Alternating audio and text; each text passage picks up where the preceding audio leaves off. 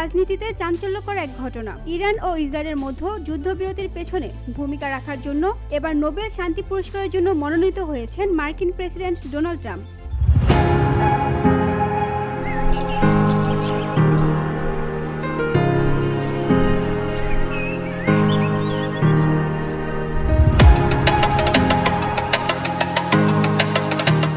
মার্কিন কংগ্রেসের রিপাবলিকান আইন প্রণেতা বাডি কার্টার সম্প্রতি নোবেল কমিটিকে একটি চিঠি পাঠিয়ে ট্রাম্পকে মনোনীত করেন। যুক্তরাজ্যভিত্তিক সংবাদ মাধ্যম পলিটিক্স জানিয়েছেন 24 জুন মঙ্গলবার এই মনোনয়নের খবর প্রকাশ্যে আসে।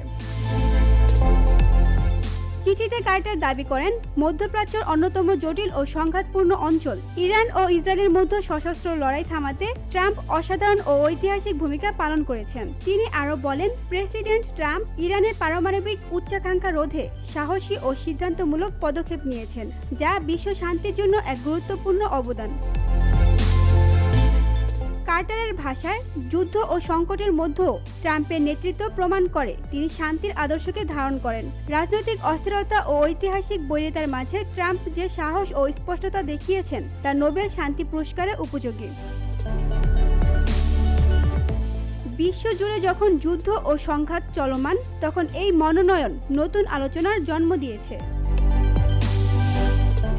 BOD Bangla news desk.